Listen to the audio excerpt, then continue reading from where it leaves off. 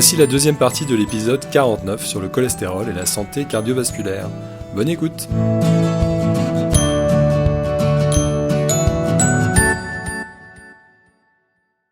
Quel est le facteur majeur qui entretient l'inflammation des vaisseaux?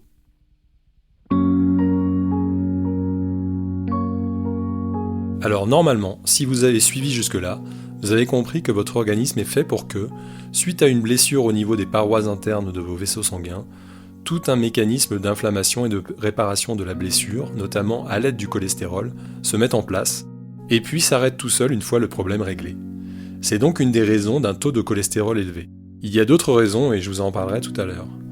Mais vous avez aussi compris que si l'inflammation ne s'arrête jamais, l'athérosclérose se développe, c'est-à-dire que les plaques d'athérome à l'intérieur des artères s'étendent et grossissent. Alors, vous allez me demander légitimement pourquoi est-ce que dans certains cas, l'inflammation ne s'arrête jamais ? Eh bien, parce que plusieurs choses l'en empêchent. Et je vais maintenant insister sur l'une de ces choses très présentes dans notre alimentation moderne. Il s'agit de... Vous avez deviné ? Eh oui, c'est le sucre, encore lui. Bon, on va maintenant voir ça en détail.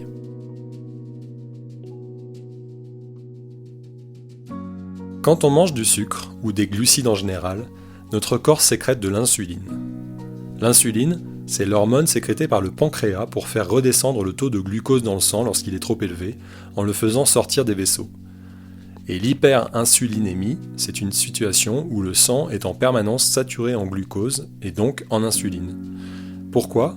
Eh bien majoritairement à cause de nos habitudes alimentaires actuelles ou à cause d'autres facteurs tels que le stress. Cette situation peut parfois se développer depuis l'enfance, si vous mangez beaucoup d'aliments sucrés ou de glucides raffinés depuis que vous êtes jeune. Donc le glucose, issu des glucides alimentaires, sort du sang et entre dans certaines cellules, telles que les cellules des muscles ou du cerveau, pour y produire de l'énergie. En effet, il se trouve que l'insuline est aussi la clé ouvrant la porte de ces cellules au glucose.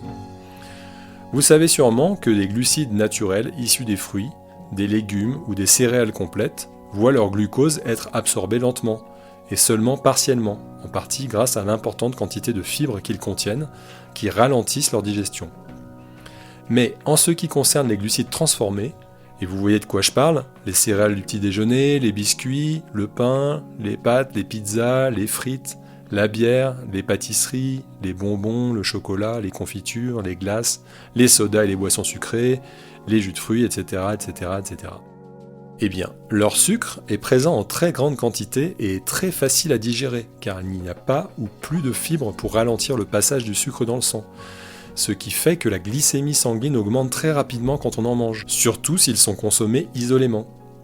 Une petite partie du glucose va donc bien sûr entrer dans les cellules, mais la quantité qui peut y pénétrer reste limitée, et l'organisme stocke tout le sucre en excès sous forme de graisse, ce qui fait que l'on assiste actuellement à une véritable épidémie d'obésité, notamment aux USA où 40% de la population en est victime. De plus, les cellules gavées de sucre vont à la longue se protéger en n'ouvrant plus leur porte au glucose. On dit qu'elles deviennent résistantes à l'insuline, c'est-à-dire que la clé ne rentre plus dans la serrure. Ça, c'est le début d'une pathologie qu'on appelle le diabète de type 2. Si l'apport en glucides transformés continue, l'hyperglycémie sanguine augmente encore, et ça représente un autre facteur d'agression des parois internes des vaisseaux sanguins, qui se rajoute à tous les autres dont on a déjà parlé. Un taux normal de glucose dans le sang, d'environ 1 g par litre de sang, ne pose pas de problème. C'est l'hyperglycémie chronique qui est néfaste pour les artères, ainsi que les pics glycémiques trop importants et trop fréquents. De plus, lorsqu'il est présent en excès dans le sang, le glucose se fixe aux protéines qui y sont présentes et les rendent collantes. On appelle ce phénomène la glycation des protéines. Comme les globules rouges contiennent des protéines que l'on appelle hémoglobine, cette glycation rend les globules rouges collants et les fait se coller entre eux, ce qui épaissit le sang, mais les fait également se coller aux parois des artères, ce qui peut enclencher ou entretenir le processus de plaque d'athérome. On appelle le stade le plus avancé et le plus dangereux de ces associations de protéines et de glucose les produits avancés de la glycation, ou AGE. Sachez que cette glycation sanguine peut être mise en évidence par un dosage sanguin, le dosage de l'hémoglobine glyquée. Cela donne une idée de la glycation des globules rouges sur les 3 derniers mois, puisque la durée de vie des globules rouges est d'environ 3 mois. Sur les analyses que votre médecin vous a peut-être déjà fait faire, vous pouvez trouver ce dosage sous l'appellation HbA1c. La norme de santé est que le résultat doit être inférieur à 5,7, ce qui signifie que moins de 5,7% de votre hémoglobine a du glucose collé dessus. La glycation des globules rouges ne dépend pas uniquement de l'élévation de la glycémie sanguine, mais aussi de la durée de cette élévation. Plus elle dure dans le temps, comme dans le cas d'une hyperglycémie permanente, c'est ce que votre médecin regarde avec le dosage sanguin de la glycémie à jeun, plus la glycation sera importante, donc plus le dosage de l'hémoglobine glyquée sera élevé. C'est ce qui se produit lors du diabète de type 2, où la glycémie sanguine est en permanente trop haute, puisque les cellules censées l'absorber n'acceptent plus le glucose, ce qui fait qu'il s'accumule en partie dans le sang. Et si en plus on consomme régulièrement des AGE venant de notre alimentation, c'est-à-dire les aliments cuits à très haute température, la cuisson à la poêle, les fritures, les aliments rôtis, carbonisés ou cuits au four ou au barbecue, la croûte du pain, etc., eh bien l'agression de la paroi des vaisseaux ne fera qu'augmenter. En outre, ces AGE pénètrent aussi dans les plus petits vaisseaux et capillaires sanguins, les obstruent et peuvent s'accumuler sous la forme d'une substance constituée d'une protéine, la bêta-amyloïde, que l'on retrouve notamment dans les plaques cérébrales d'amyloïde typiques de la maladie d'Alzheimer. C'est pour ça qu'en naturopathie, on recommande les cuissons très douces, à la vapeur par exemple, pour éviter la formation de ces AGE. Il faut également savoir que le collagène, composant essentiel de la peau, est l'une des protéines les plus touchées par la glycation, ce qui fait qu'à la longue, le vieillissement de la peau sera plus marqué chez les personnes ayant une glycémie constamment élevée, et leur peau sera moins souple, plus sèche et plus ridée. Il en va de même pour le collagène des articulations, cela favorise l'arthrose par exemple, et pour le collagène des vaisseaux sanguins, les artères se rigidifient, pouvant entraîner de l'hypertension. Donc, outre ce problème de glycation qui agresse les vaisseaux, très important à retenir, et c'est là où je voulais en venir, l'hyperinsulinémie liée à l'excès de glucose dans le sang, ou à une résistance des cellules à l'insuline, crée un environnement pro-inflammatoire dans le corps. Ainsi, quand les parois des artères subissent une agression, par exemple avec tous les produits toxiques dont je vous ai parlé, ou avec un excès de sucre, l'inflammation commence pour réparer les lésions, et du fait de l'hyperinsulinémie, ne s'arrête plus. Cela explique que les diabétiques souffrent souvent d'athérosclérose et sont atteints plus souvent que les autres de crise cardiaque ou d'AVC. D'où l'intérêt de tout faire pour éviter d'en arriver là, en mangeant moins de glucides transformés et en buvant moins de bière, en stressant moins au quotidien, en bougeant plus, puisque bouger fait consommer par les muscles une partie du sucre se trouvant dans le sang, et en faisant attention à son environnement de vie, notamment, vous l'avez vu, au niveau des produits d'hygiène et des produits ménagers. Un excès de glucose dans le sang est en outre à l'origine d'un certain nombre de problèmes tels que l'augmentation de la tension artérielle, la destruction des nerfs, des artères, de la rétine, du cœur, mais aussi la carence chronique en magnésium, ce minéral essentiel à plus de 300 réactions métaboliques dans le corps. En effet, pour métaboliser une molécule de glucose, l'organisme a besoin de 56 atomes de magnésium, plus d'autres minéraux qu'il va chercher dans nos os, nos muscles, nos organes, carençant ainsi notre corps à la longue. Et cette carence est de plus amplifiée par tous les produits chimiques que nous absorbons, car le magnésium est aussi utilisé par notre corps pour les processus de détoxification. Pour se contracter, nos muscles ont besoin de calcium, et pour se relâcher, il leur faut du magnésium. En cas de carence en magnésium, ils ne peuvent donc plus se relâcher. Cela entraîne beaucoup de troubles, tels qu'une augmentation de la pression artérielle, car les muscles des artères n'arrivent plus à se relâcher, des maux de dos, de cou, des lumbagos dus à des spasmes des muscles qui soutiennent la colonne vertébrale, ou le spasme de n'importe quel muscle du corps entraînant des crampes. On estime qu'à cause de la surconsommation actuelle de glucides transformés, au moins 80% de la population occidentale serait carencée en magnésium. Donc, en résumé, chez une personne consommant chaque jour de grandes quantités de glucides, et en particulier les glucides transformés que je vous ai énumérés, le mécanisme de réparation des vaisseaux est constamment fragilisé par l'inflammation chronique entretenue par l'hyperglycémie et l'hyperinsulinémie sanguine. Et c'est une des raisons qui mène à un taux de cholestérol élevé en permanence, et à la formation de plaques d'athérome. Et le taux de triglycérides, que vous pouvez également voir sur vos analyses médicales, sera aussi sans doute élevé, car les triglycérides sont issus de la transformation de ces mêmes glucides en graisse. Et enfin, Cerise sur le gâteau, si je puis dire, l'hyperinsulinémie augmente l'oxydation du cholestérol LDL, c'est-à-dire qu'elle l'abîme. Et une fois oxydé, ce cholestérol LDL se colle lui aussi aux parois artérielles et une réaction immunitaire se déclenche. Les macrophages et les anticorps l'attaquent et le disloquent. Ces morceaux seront alors également utilisés par le corps pour la formation de plaques. À ce propos, si votre médecin vous fait faire une analyse sanguine appelée dosage du taux d'anticorps anti-LDL oxydé, c'est cela qu'il recherche, car vous l'avez compris, c'est un marqueur important du risque cardiovasculaire. Bon, vous voyez qu'on en revient, comme souvent, à un des plus grands problèmes actuels. Nous mangeons trop de sucre et de glucides, en particulier des glucides raffinés et transformés. Baisser le taux d'insuline par une alimentation contenant moins de ce type de glucides et plus riche en fibres, donc en aliments bruts, est donc la première étape pour prendre soin de sa santé cardiovasculaire.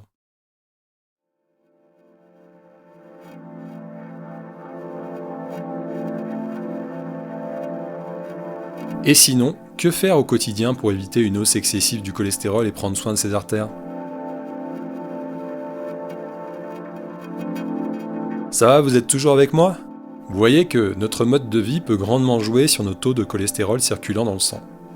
Là, je vous ai parlé d'une partie des causes d'une augmentation du cholestérol, mais il y en a bien d'autres sur lesquelles on ne peut pas forcément agir, telles que l'hérédité, la pollution, certaines pathologies telles que l'insuffisance rénale chronique, les perturbateurs endocriniens ou la prise de certains médicaments, dont les contraceptifs féminins. Donc, si vous êtes concerné, il est impératif de suivre les recommandations de votre médecin, mais n'oubliez pas aussi tout ce que vous pouvez faire dans votre quotidien, en particulier réduire les aliments transformés et sucrés, et arrêter de mettre des produits chimiques sur et dans votre corps. Donc je vais maintenant vous donner 15 petits conseils que vous pouvez appliquer pour entretenir au quotidien votre santé cardiovasculaire. Conseil numéro 1. Avant toute chose, j'insiste, consultez votre médecin pour faire un état des lieux grâce à un bilan médical complet et individualisé en fonction de vos problématiques. Conseil numéro 2. En termes d'alimentation, évitez au maximum de manger des aliments transformés qui agressent les parois de vos artères. La plupart de ces aliments transformés sont d'ailleurs des glucides, je vous en ai déjà parlé. Les céréales du petit déjeuner par exemple, les chips, les frites, les biscuits. Les aliments à base de farine blanche tels que le pain blanc, car ils augmentent fortement la glycémie sanguine. Une tranche de pain blanc par exemple équivaut à 5 cuillères à café de sucre. Bien sûr, le sucre ou ses équivalents, que l'on retrouve dans quasiment tous les aliments transformés et boissons sucrées.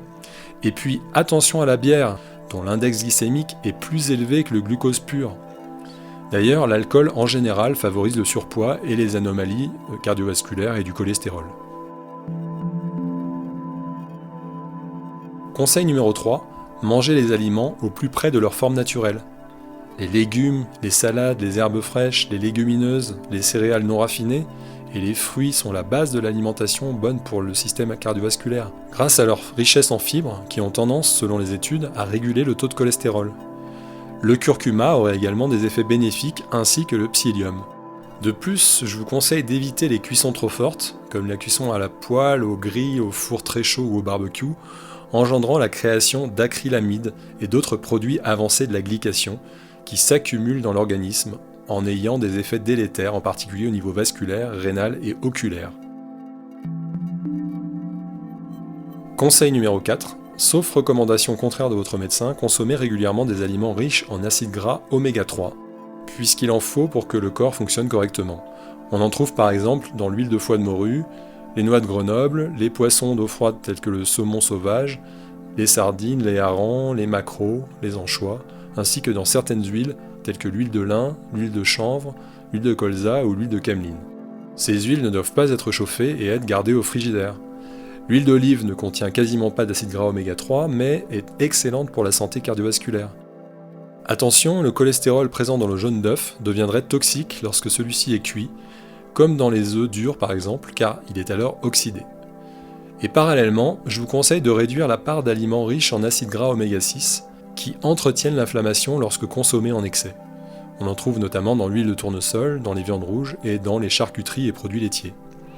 De plus, ces derniers aliments sont également riches en acides gras saturés, qui sont plutôt néfastes pour la santé cardiovasculaire.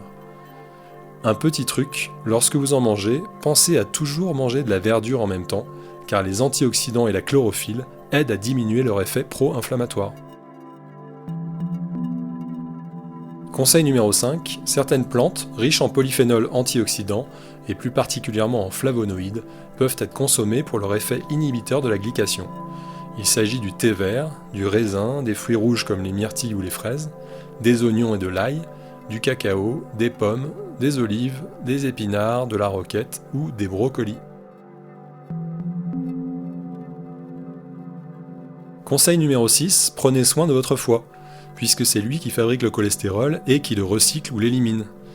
Ce que le foie aime bien, c'est notamment la chaleur, l'activité physique ou les légumes amers. Et ce qu'il n'aime pas, c'est l'alcool, l'excès de sucre, les graisses cuites ou encore l'excès de médicaments.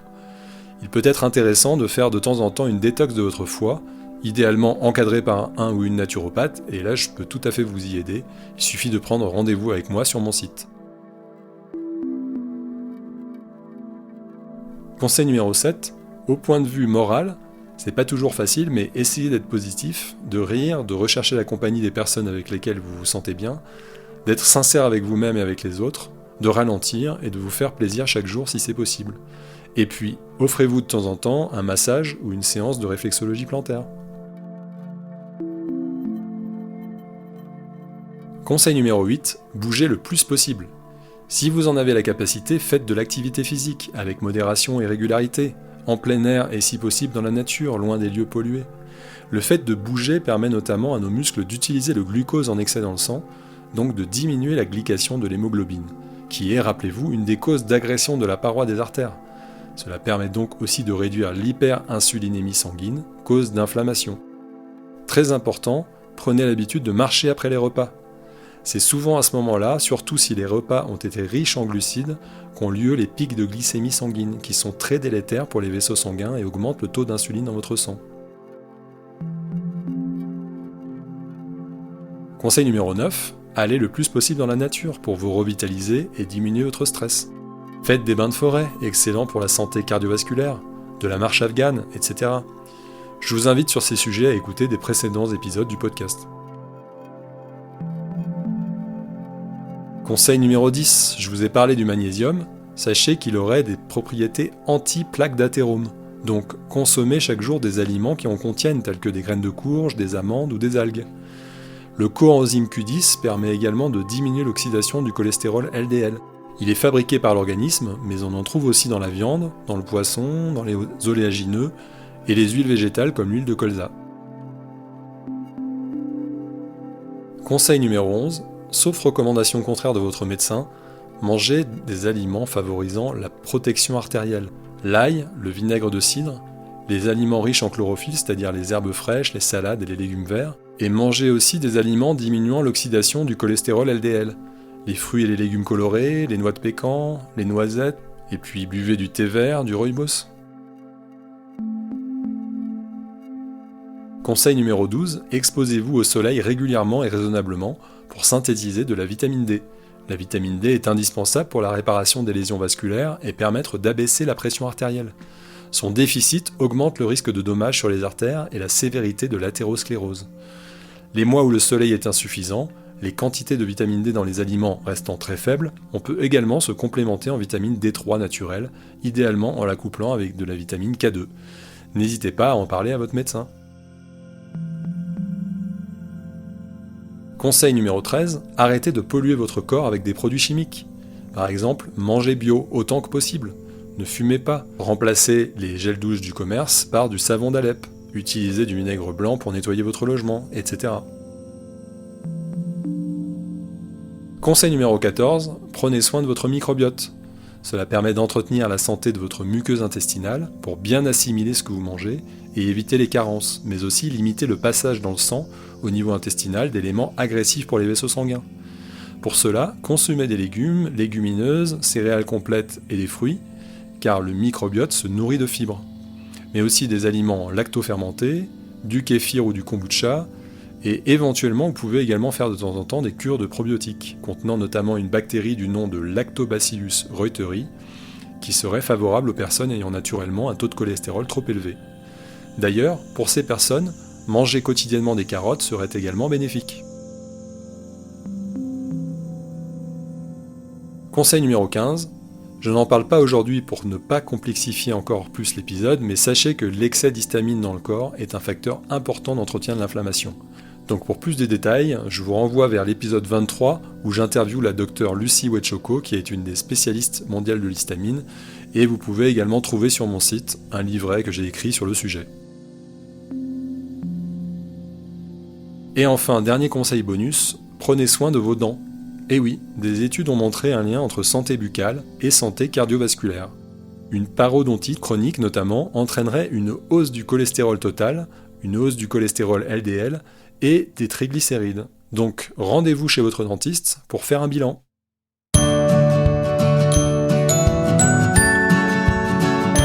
Voilà, c'est tout pour aujourd'hui.